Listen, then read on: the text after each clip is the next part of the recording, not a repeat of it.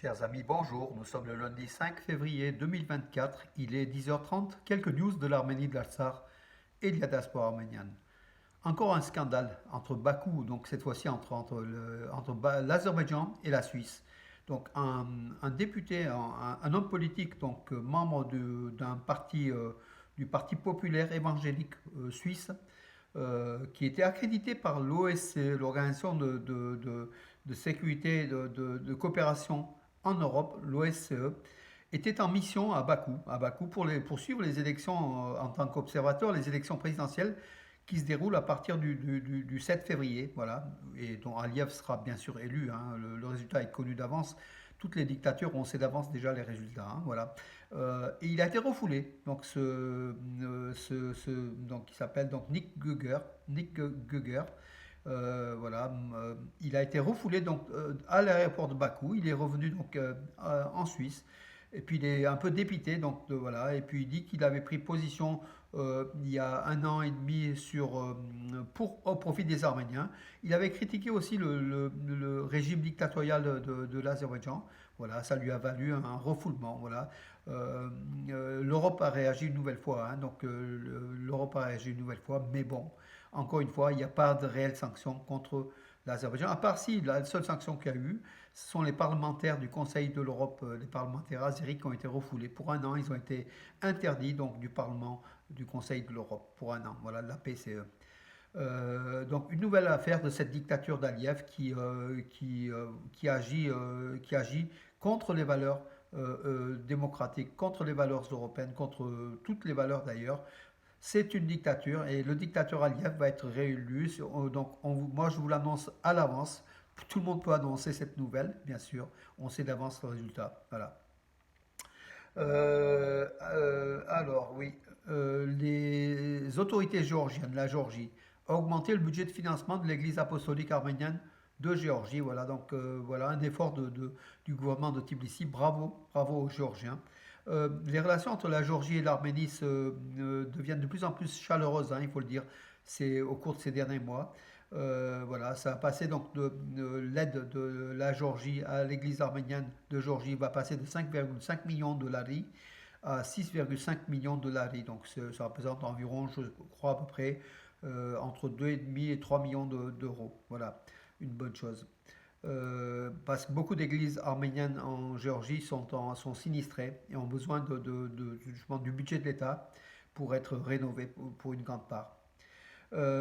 Environ 200 citoyens étrangers sont détenus dans les prisons en Arménie. Donc, vous voyez, en Arménie, il y a pratiquement 199 au total, hein, d'étrangers détenus dans les établissements pénitentiaires d'Arménie, selon Sputnik Armenia, qui a interrogé le ministère de la Justice à ce sujet-là. Le plus grand nombre d'entre eux sont des citoyens iraniens. Ils sont au nombre de 59, souvent pour détention de drogue ou voilà, du pénal, hein, à ce niveau-là. La deuxième place est constituée par les citoyens russes, 38. Et la troisième place est partagée par les représentants de la Géorgie et de la Turquie avec 14 citoyens chacun. Voilà. Après, ils viennent des pays où il y a un seul citoyen. C'est le Guatemala, par exemple, ou la République dominicaine, la Lettonie, le Royaume des Pays-Bas, le Koweït, l'Algérie, le Yémen, le Royaume du Maroc, Israël et la Corée du Sud, l'Ukraine, le Turkménistan ou le Kyrgyzstan. Ils ont au moins un représentant en prison en Arménie, voilà, pour des délits, pour des... Voilà. Euh, Robert Emilian, donc notre ami recordman d'Europe, hein, du saut en longueur depuis Zargasol 1986, il est toujours le détenteur, c'est le président de la fédération d'athlétisme d'Arménie, c'est notre ami, hein, Robert, c'est l'ami de tous puisqu'il réside régulièrement aussi en France, hein, voilà, vous le connaissez. Il affirme qu'il est inacceptable que la vente du complexe sportif Spartak d'Yerevan, le complexe sportif, le stade, hein, donc d'athlétisme aussi, hein, de Spartak d'Yerevan a été vendu donc pour comment dirais-je, à des promoteurs immobiliers qui vont faire des constructions, hein, donc c'est à Yerevan. Beaucoup d'entre vous connaissent donc ce complexe sportif. Malheureusement, voilà encore une fois, on n'aide pas l'athlétisme en Arménie à se développer par cette vente.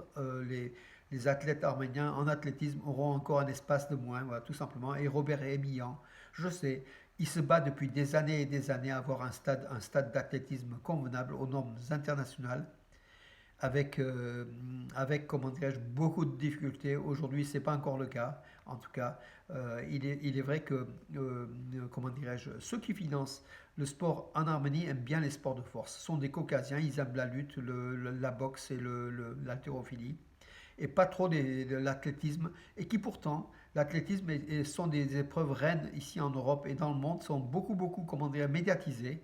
Et malgré cela, les Arméniens continuent à des sports, par exemple l'haltérophilie, où pratiquement, on voit pratiquement jamais d'images hein, ou de luttes qui sont délaissées un petit peu par les médias occidentaux. Et les Arméniens donc brillent là-dedans au lieu de briller en athlétisme, tout simplement parce qu'il n'y a pas un effort réel de financement pour l'athlétisme, pour le développement de l'athlétisme en Arménie. Or, il y a quand même quelques champions, hein, dont un triple champion, donc un triple sauteur, qui s'entraînent dans des conditions incroyables, hein, très compliquées. Voilà, Robert Emillan lutte pour ça, pour la dignité de la relève de l'athlétisme en Arménie, et il parvient avec difficulté. Et là, la vente justement, du complexe de Spartak, du stade Spartak Yerevan, du complexe sportif, ça démontre qu'aujourd'hui, donc voilà, l'Arménie va manquer encore plus d'espace pour des sportifs. L'international arménien Valastat Haroyan, qui était passé par le championnat d'Espagne, hein, donc voilà, il était à Cadix, hein, il a joué à Cadix, il a joué aussi au Kazakhstan, il a joué dans de nombreux pays et puis en Arménie. C'est l'arrière hein, de l'équipe d'Arménie. Valastat Haroyan sera le premier joueur arménien à évoluer en Chine. Voilà, il va poursuivre sa carrière professionnelle dans un club chinois. Donc il était donc dernièrement à Astana au Kazakhstan. Maintenant, il va jouer en Super League chinoise à Qingdao West Coast. Donc c'est un club à nouveau promu en fait en Super League chinoise, première division en fait de Chine. Voilà, il a signé un contrat avec ce club, le Valastat Haroyan, l'international arménien. Euh, voilà mes amis. Oui, un centre médical moderne sera construit à Arctic, donc dans la région de Chilak. Voilà, c'est ce qui a été annoncé par le gouverneur de Chilak. Un très bon investissement, pardon, un investissement très important pour 3,3 milliards, 3,3 milliards de dirhams. Hein. Le projet est estimé à 3,3 milliards de dirhams. Dès cette année, donc, la construction démarre et ça sera un élément important pour la ville d'Arctic, hein, donc dans cette région d'à peu près 20 000 habitants, dans la région de Chilak, connue pour le touf, hein, la pierre volcanique, le teuf, voilà, d'Arctique. C'est l'un des meilleurs d'Arménie. Voilà aussi donc une bonne nouvelle. Et puis les liaisons aériennes entre l'Arménie et l'Allemagne se développent. Voilà, les vols Düsseldorf, Yerevan, Düsseldorf et Cologne, Yerevan, Cologne reprendront bientôt. Voilà. Et puis il y a une autre ligne hein, donc aérienne. Oui, donc les vols à partir du 2 mai, Cologne-Yerevan. Düsseldorf, Yerevan à partir du 12 février, donc dans pas longtemps. Et puis depuis Svartnots, des Berlin-Yerevan-Berlin qui seront lancés à partir du 4 mai. Voilà l'Allemagne qui est, comment dirais-je, le tourisme depuis l'Allemagne vers l'Arménie est plus important que celui de France vers l'Arménie. Donc d'Allemagne, c'est à peu près 40 000 personnes par an vers l'Arménie et de France, c'est à peu près entre 25 et 30 000. Voilà, donc alors qu'il y a une très forte communauté arménienne en France, 700 000, il y a moins de flux touristiques que de l'Allemagne vers l'Arménie.